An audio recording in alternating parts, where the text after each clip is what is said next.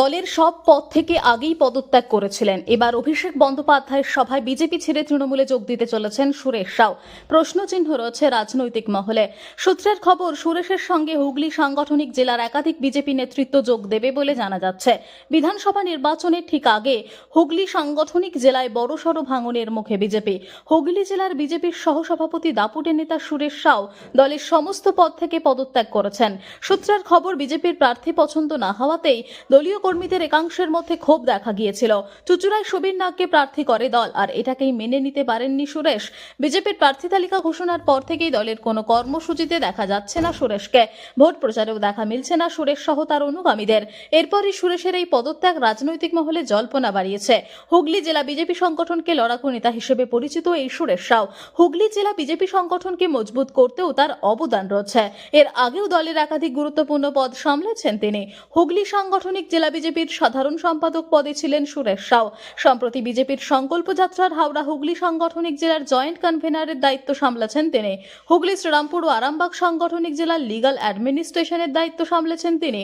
বর্তমানে হুগলি সাংগঠনিক জেলার সহসভাপতি ছিলেন সুরেশ। অভিষেক বন্দ্যোপাধ্যায়ের সভায় তিনি যোগদান করবে কিনা সেই প্রসঙ্গে সুরেশ সাউ বলেন, অভিষেক বন্দ্যোপাধ্যায় কাল আসবেন, সেটা কালই দেখা যাবে। তবে এতদিন বিজেপি আমায় যে সম্মান দিয়েছে, যে কাজ করতে বলেছে, সেগুলো নিষ্ঠার সঙ্গে পালন করেছি। এখন আমি সব দায়িত্ব থেকে মুক্ত।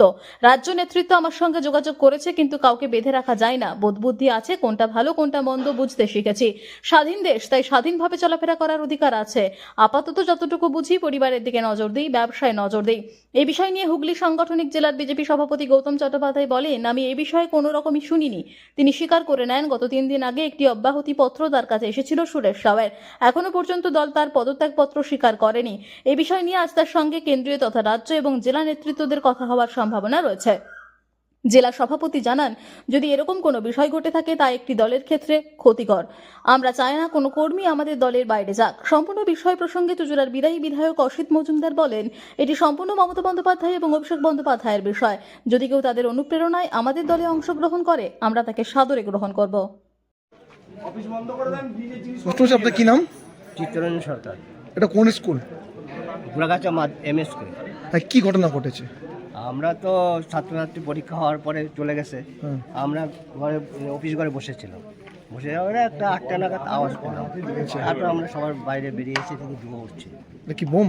হ্যাঁ, বোম তো কেউ রেখেছিল হয়তো। কটা আওয়াজ হয়েছে? একটাই আওয়াজ। কোন বাচ্চারা ছিল? না, বাচ্চারা বললাম না, পরীক্ষা শেষে সব চলে গেছে মিড ডে মিল খেয়ে। বোম কোথা থেকে এলো বলে মনে করছে? আমরা কি করে বলবো? মাসুম নাম চিত্তরঞ্জন সরকার। আর বাইকটাও করছে তো, বাইকটা করছে।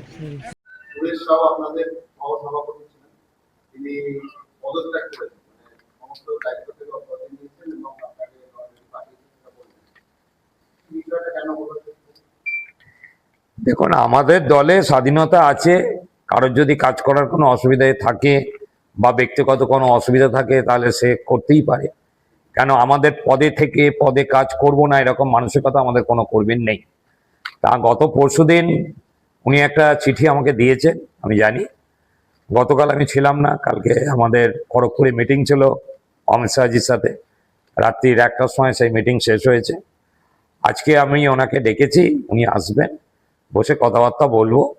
বলার পরেও আজকে আমাদের মাননীয় সঞ্জয় ভাটিয়াজিও আসবেন, যিনি হরিয়ানার এমপি আছেন, তারও আসার কথা আছে। বসে কথাবার্তা বলে তারপর সিদ্ধান্ত হবে। না, গৃহীত এখনো হয়নি, আর আমরা তো গ্রহণ করব না, তবে দেখা যাক কি হয়। কারণ প্রার্থী দিয়ে বিভিন্ন দিকে আমরা ক্ষোভ দেখছিলাম, যখন প্রার্থী ঘোষণা হচ্ছে, বরাবর চন্দননগর, এগুলো তো একটা অংশ আপনাদের কর্মীদের মধ্যে ক্ষোভ ছিল। সেই কারণেই কি এটা হচ্ছে? ব্যাপারটা দেখুন, অনেক কর্মী কোনো কাউকে চায়, এবং প্রার্থী তো একজনই হয়, প্রার্থী তো সবাই হয় না, এবং প্রত্যাশী সব জায়গাতেই 2 জন 4 জন 5 জন 7 জন থাকে। সুতরাং এটা কর্মীদের মধ্যে থাকতে পারে, কিন্তু যে মুহূর্তে আমাদের ডিক্লেয়ার হয়ে যায়, তারপরে আর কারোর মনের মধ্যে ক্ষোভ থাকে না। আজকে সব জায়গাতেই আপনারা দেখছেন, আজকে বলাঘাট যেখানে বলুন, আজকে আপনার চুঁচুড়া বলুন, চৌনগর বলুন, সবাই উৎসাহের সাথে কাজ করছে এবং কর্মীরা একই কাজ করছে। বর্তমানে কারোর সাথে কোনো রকম ভেদাভেদ নেই। কেউ যদি অভিষেক ব্যানার্জি, মমতা ব্যানার্জির আদর্শকে বিশ্বাস করে আমাদের দলে আসে, সবসময় আমরা তাকে সাদরে গ্রহণ করি। এরকম কোনো ঘটনা ঘটলে আমি জানি না, দল জানে, অভিষেক ব্যানার্জি জানে। এরকম কোনো ঘটনা ঘটলে দল যদি কাউকে গ্রহণ করে আমরাও তাকে সঙ্গে নিয়ে চলবো। না, আমি জানি না, এটা দল জানে। এরকম কিছু আমার তো জানা নেই যে কোথায় কি এই ধরনের বিষয় আলোচনা হচ্ছে। তবে দলের যা দায়িত্ব ছিল সেগুলো আমি জেলা সভাপতিকে লিখিত আকারে জমা দিয়েছি এবং সেই সব পদ থেকে আমি অব্যাহতি নিয়েছি। দেখা যাচ্ছে আজকে বেশিরভাগ বিজেপি যারা কর্মী রয়েছে, বিজেপি নেতা। শুনুন, একটা কথা বলি, এই যে বিজেপির একজন নেতা ছিল, সেই বিজেপির একজন মুখ এখন তৃণমূলে, এরকম আনুষ্ঠানিক কোনো কার্যক্রম এই মুহূর্তে আমার তো জানা নেই যে এখানে হয়েছে বা যেখানে আমি এরকম কার্যক্রমে গিয়েছি। দ্বিতীয় কথা হচ্ছে, মানুষ যতটুক পছন্দ করেছে আমার কাছ থেকে দেওয়ার মতন যতটুক ছিল আমি চেষ্টা করেছি দেওয়ার।